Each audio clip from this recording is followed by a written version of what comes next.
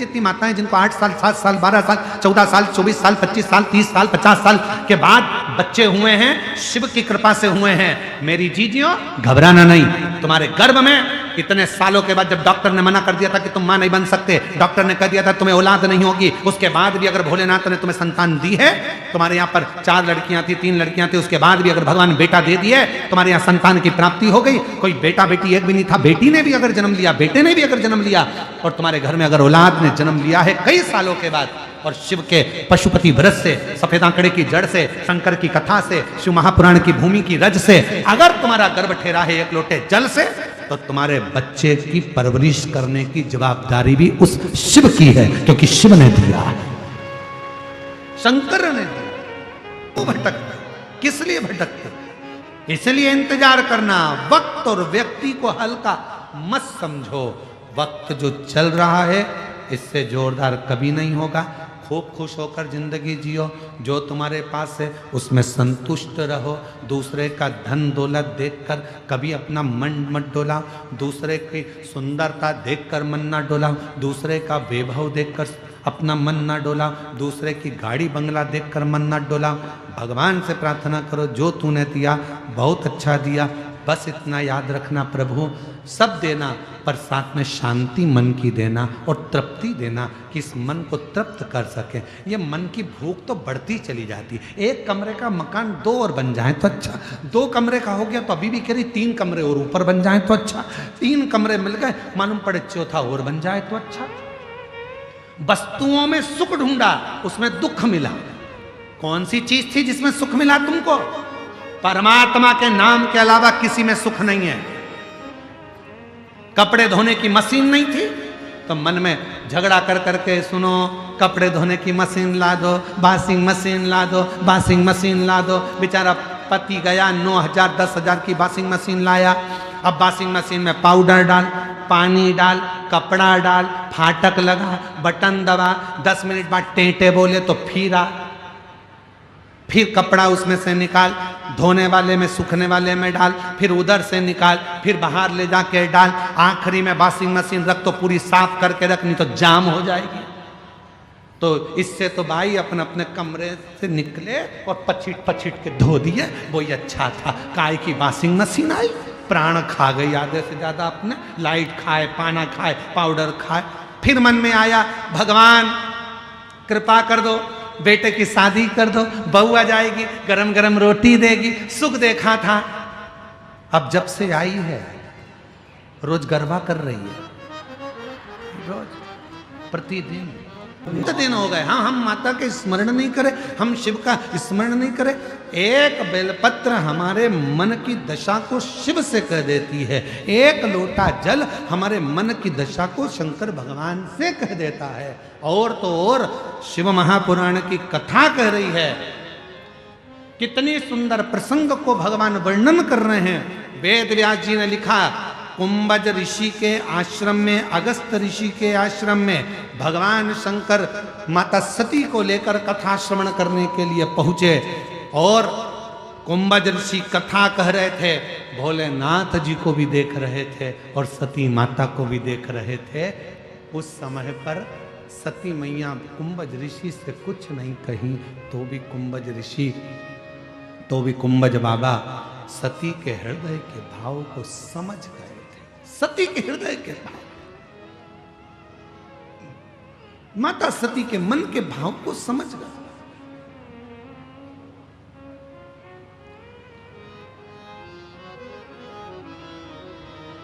कुछ मत कहो तो भी बाबा समझ जाता है। आप लोगों को एक बात कही थी, किस किस को याद है जरा उत्तर देना। शिव जी को 1 लोटा जल नहीं चढ़ा सकते हैं, मत चढ़ाओ। बेलपत्र भी नहीं चढ़ा सकते, मत चढ़ाओ। शंकर के मंदिर में जाकर 3 बार ताली बजा दो, वो भी नहीं कर सकते, दर्शन कर लो। वो भी नहीं कर सकते, हर हर महादेव बोल लो। वो भी नहीं कर सकते तो एक काम करो कि मंदिर के सामने से निकल कर चले जाओ। वो भी नहीं कर सकते तो शंकर जी के मंदिर का शिखर का दर्शन कर लो। बस इतना तो कर सकते हो। उतने में भी मेरा देव अधिदेव महादेव कृपा करना प्रारंभ कर देता है, वो छोड़ता नहीं, उतने में भी कृपा कर देता है।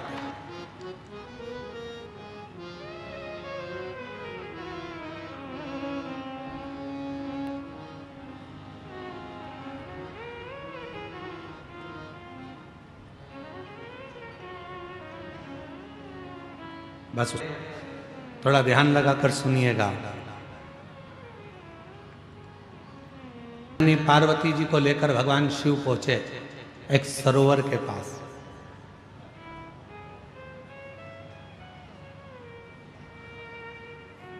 पार्वती जी हाथ जोड़कर बोलने लगी कि मुझे तुम्हारा पाशुपत्य अस्त्र नहीं चाहिए, मुझे तुम्हारा पाशुपत्य अस्त्र नहीं चाहिए। केवल दो चीज चाहिए, एक पाशुपत्य व्रत दे दो मुझे और एक पाशुपत्य योग दे दो। एक मुझे योग दे दीजिए और एक मुझे व्रत दे दीजिए।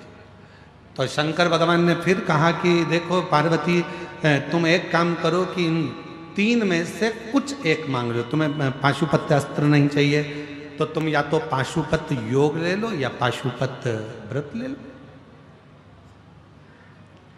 पार्वती जी ने कहा भोले बाबा, जब आपसे मैंने शादी नहीं करी थी, जब मेरा विवाह नहीं हुआ था, तब मैंने आपके बहुत व्रत करे। तो अब मेरा मन करता है, मेरा दिल करता है कि आप व्रत की जगह मुझे पाशुपत्य योग सिखा दो। ठीक है। शिव जी बैठ गए, सरोवर का तट था, पार्वती मैया सामने बैठ गई और बाबा भोलेनाथ जी पार्वती जी को अपना योग सिखाने लगे और योग का ज्ञान देने लगे।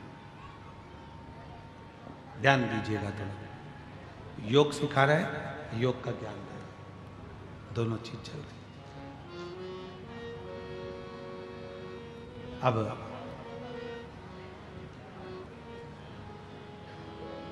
थोड़ी देर तक तो पार्वती जी का मन लगा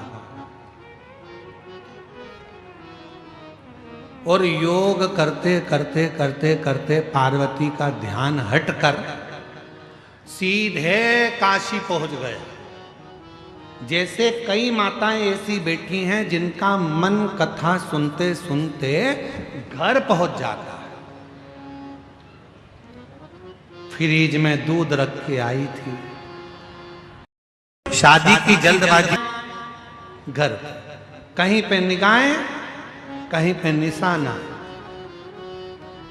इसलिए दंतेवाड़ा आओ तो संभल के जाना, समझ के, ये बड़ा सावधानी का है। या बहुत ध्यान रखना पड़ता है दंतेवाड़ा में आने के बाद में, बहुत सावधानी की जरूरत है। कहीं पे निगाहें कहीं पे निशाना, बहुत सावधानी से दंतेवाड़ा आना, और यहां फंस गए तो दूसरी बार फिर नहीं जाना। पहुंच गया काश। शिव जी लगे योग सिखाने में, ज्ञान देने में, पार्वती का ध्यान गया काशी में। तभी एक मछली जिसके गर्भ में बच्चा था, मछली के गर्भ, और मछली के गर्भ में जो बच्चा था, मछली ने स्थिर होकर शंकर के उस योग को पूरा सीख लिया। गर्भ में जो बच्चा था वो योग सीख रहा था।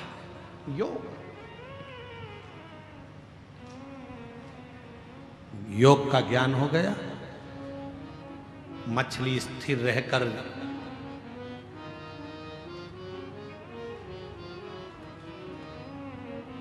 योग सीख रहा है बच्चा। थोड़ी देर हुई, योग पूरा हुआ। शिव जी ने पार्वती जी से कहा, हर हर। पार्वती जी का ध्यान टूटा, काशी से मन हटकर वापस शिव जी के पास आया। पार्वती, योग सीखा? हाँ, सीख लिया। हाँ, 7 प्रश्न है पार्वती, उत्तर देना प्रारंभ करो। मेरे को समझ में आना चाहिए कि तुमने कितना सीखा। पार्वती जी घबरा गई, मन तो हमारा काशी चले गया, ध्यान था ना, मन नहीं था हमारा, काशी चले गया। शिव जी ने पहला प्रश्न किया, पार्वती जी उत्तर नहीं दे पाई, तो मछली के पेट में जो बच्चा था उसने उस प्रश्न का उत्तर दिया। दूसरा प्रश्न किया शिव जी ने, मछली के अंदर जो पेट में बच्चा था उसने उत्तर दिया। तीसरा प्रश्न किया, मछली के पेट में से आवाज आई, तीसरे प्रश्न का उत्तर दिया। जब 7 प्रश्न में 7वें नंबर का प्रश्न था, शंकर भगवान ने कहा पार्वती बोलो।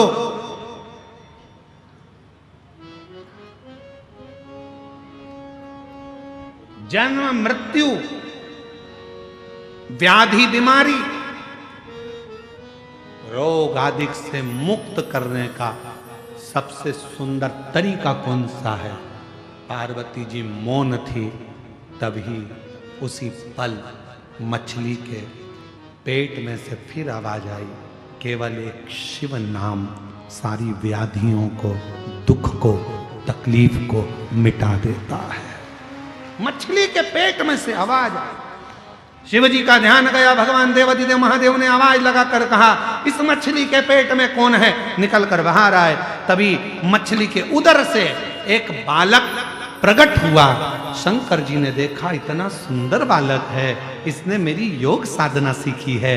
जा, आज मैं तुझे ज्ञान उपदेश देता हूं, और ज्ञान उपदेश देने पर तुम मछली से पैदा हुआ, इसलिए तेरा नाम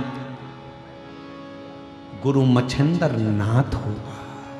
बोल गुरु मच्छिंद्र नाथ भगवान की, तेरा नाम गुरु मच्छिंद्र नाथ होगा। जगत भर में योग का प्रचार और ज्ञान का प्रचार तुम करोगे। शिव की अविरल भक्ति मच्छिंद्र नाथ जी के, गुरु मच्छिंद्र नाथ जी के हृदय में ऐसी बैठ गई कि गुरु मच्छिंद्र नाथ उस शिव साधना से, शिव भक्ति से तल्लीन हो, शिव साधना से शिव भक्ति में तल्लीन हो गए। स्मरण सुख ले। तुम्हारा नाम मच्छिंद्र नाथ, शिव योग, शंकर की आराधना साधना करते, और मच्छिंद्र नाथ जी शिव की भक्ति में डूबे। प्रसंग देखिएगा जरा, शिव महापुराण की कथा कर रहे हैं।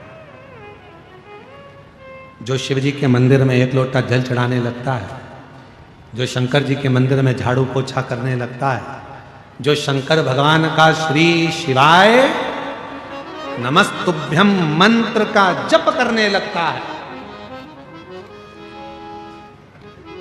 अपने घर के दरवाजे पर लिख दो श्री शिवाय नमस्तुभ्यम, गाड़ी पर लिख दो श्री शिवाय नमस्तुभ्यम, फैक्ट्री पर लिख दो श्री शिवाय नमस्तुभ्यम। ये सब कुछ भोलेनाथ सब तेरा है। मेरा घर तेरा, गाड़ी तेरी, बंगला तेरा। शिव कथा कह रही है मच्छिंद्र नाथ जी को, जो शिव कथा कहती है, जो 1 लोटा जल शिव को चढ़ाने लगता है, शंकर भगवान को जो एक बेलपत्र चढ़ाने लगता है, शंकर भगवान को जो श्रृंगार करने लगता है, शंकर भगवान को मंदिर जो जाने लगता है, श्री शिवाय नमस्तुभ्यम जो बोलने लगता है, समझ लो शंकर भगवान का वो अपना हो जाता है, और उसके मुख से निकली हुई वाणी शिव पूर्ण करना प्रारंभ कर देते हैं। शिव पूर्ण करना प्रारंभ कर, सिद्ध वास पर तुम पूर्ण सिद्ध हुए। आज मैं वचन देता हूं मच्छिंद्र नाथ, तुम जब मुझे याद करोगे, तुम्हारी वाणी से और तुम्हारे क्रम से, वहीं पर तुम्हें वर प्रदान करूंगा। मेरा ही अंश ज्ञान के रूप में तुम में गया है, इसलिए मच्छिंद्र नाथ तुम कोई अलग नहीं, शिव का ही एक स्वरूप हो गए, और लोग तुम्हें गुरु मच्छिंद्र नाथ के नाम से पूछेंगे। स्त्री ने कहा, मेरे घर में संतान नहीं है,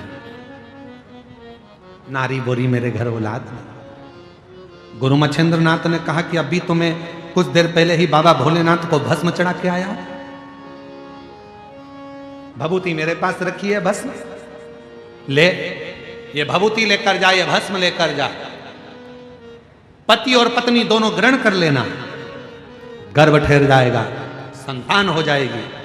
अब पत्नी भभूति लेकर गई तो पति को दिया, तो पति ने कहा, ऐसे ना जाने कितने बाबा आते हैं और कितनी कितनी ज्ञान की बातें कहते हैं, क्या ऐसा हो सकता है? कई लोगों के मन में ये बहुत सारा भाव होता है, कथा पंडाल में बैठ के सुनेंगे तो क्या मुराद पूरी हो सकती है, शिव जी को एक लोटा जल चढ़ाएंगे तो क्या हमारी समस्या का हल हो सकता है, एक बेलपत्र शंकर को चढ़ाएंगे तो हमारा दुख मिट सकता है, क्या हम भगवान शंकर के मंदिर में झाड़ू पोछा करेंगे तो क्या हमारी तकलीफ मिट सकती है, क्या हम शिव पुराण कथा सुनने के वहां की मिट्टी को अगर शरीर पर लगाएंगे तो क्या हमारा दुख मिट सकता है, तकलीफ मिट सकती है। भाई अगर विश्वास है तो भोलेनाथ भी है, और विश्वास नहीं, मानो तो मैं गंगा मां हूं और ना मानो तो बहता पानी, आपके ऊपर निर्भर करता।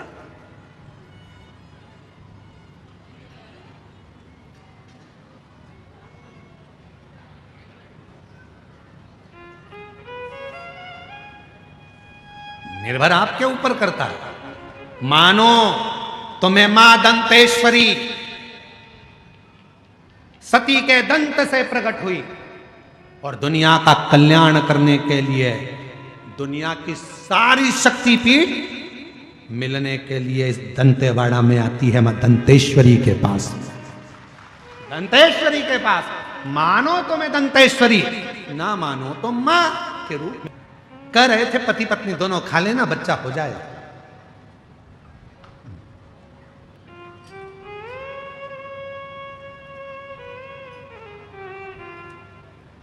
कई लोग कहते हैं क्या गुरु जी भगवान को मानना जरूरी है, क्यों नहीं?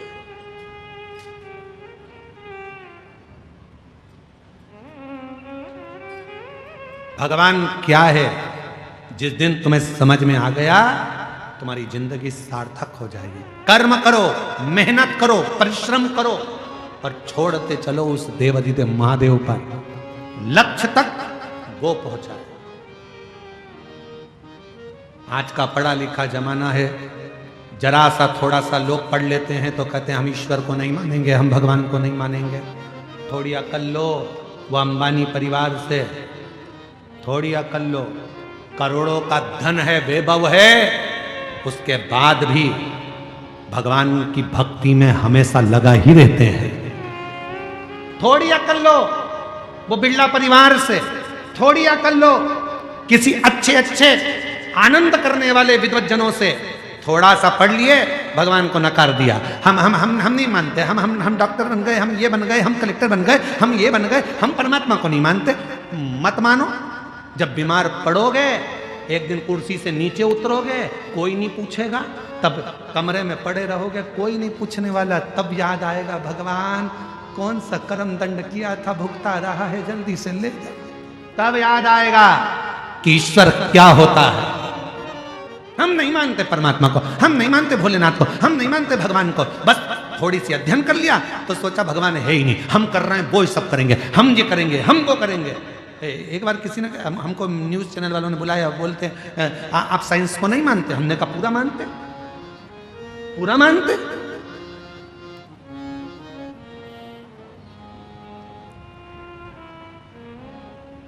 पर आप तो कहते हो कि एक लोटा जल सारी समस्या का हल। हमने कहा बिल्कुल हम ये कहते हैं, क्योंकि एक समय ऐसा आता है डॉक्टर इलाज करने जाता है, ऑपरेशन करने जाता है, और जब ऑपरेशन बिगड़ता है तब डॉक्टर भी आखिरी में कह देता है अब उसके हाथ में है। मतलब डॉक्टर को भी मालूम है कि एक डॉक्टर और बैठा है जो तुरंत निर्णय पलट देता है और कुछ ना कुछ अच्छा कर देता है, ये उसको भी मालूम है। फिर कहा आप साइंस को नहीं मानते? हम मानते। हम कहाँ नहीं मानते, पर हम साइंस को पूरा कब मानेंगे जब दुनिया में से लोग कहते हैं आज साइंस ने बच्चे पैदा करना चालू करे, आज साइंस ने ये करा, आज साइंस ने वो करा। तो हम जब मानेंगे जब दुनिया में से कोई मरना बंद कर देगा, तब जाने कि साइंस ने कोई बहुत बड़ा काम किया, अब पृथ्वी पे से कोई मर ही नहीं लिया। सब एक दिन उस परमात्मा की शरणागति ग्रहण करना ही पड़ती है। इसलिए निवेदन है खूब पढ़ो, खूब उन्नति करो, खूब बढ़ो मेरे बेटा बेटी, खूब चार चांद लगाएं, पर अपने उस सनातन धर्म को ना भूलें, उस ईश्वर की शरणागति ना भूलें, भगवान देवाधिदेव महादेव की भक्ति में। गुस्से में आ गया, भस्म खाने से, भभूति खाने से क्या बच्चा हो जाएगा, संतान हो जाएगा? भभूति ली पत्नी के हाथ से और खुद ने भी नहीं खाई, पत्नी को भी नहीं खाने दी, और गाय के गोबर में गाय के ग्वाड़े में, जहां गाय बनती थी उस गौशाला में, उस भभूति को, उस भस्म को फेंक डाल, चले गए। समय बीत गया।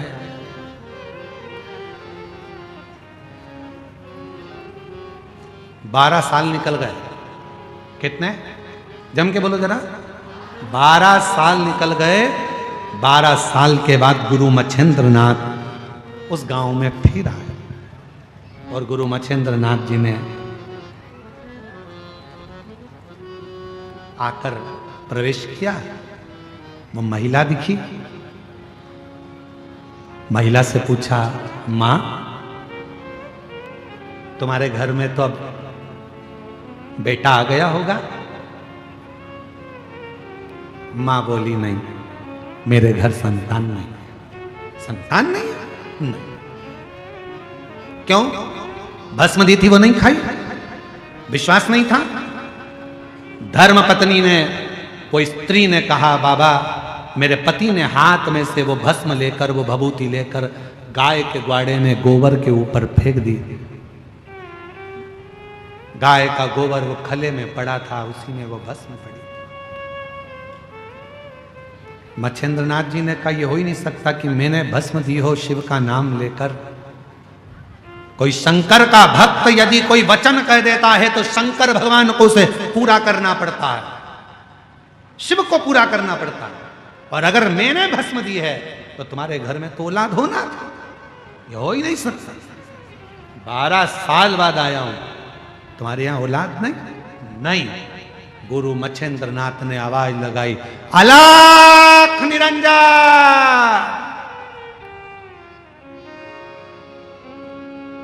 गुरु मच्छिंद्र नाथ फिर बोले, अलख निरंजन। फिर आवाज लगाई, अलख निरंजन। इतनी देर में गाय के गोबर में से एक बच्चा निकल कर आया। आदेश, आदेश, आदेश। दौड़कर आया। 12 साल का लड़का था। खड़ा हो गया, मच्छिंद्र नाथ जी के चरणों में प्रणाम किया। पूछ रहा है, मैं कौन? शिव योगी गुरु मच्छिंद्र नाथ कहते हैं, तू मेरे शंकर की भस्म से, गाय के गोबर से प्रकट हुआ। आज से तेरा नाम गुरु गोरक्षनाथ होगा। गुरु गोरखनाथ। आज से तेरा नाम गुरु गोरखनाथ, गुरु गोरक्षनाथ होगा। शिव भक्ति कर, शिव की आराधना कर। जब शंकर तेरे हृदय में प्रवेश कर जाएगा, जो शिव की उपासना से जन्म लेता है,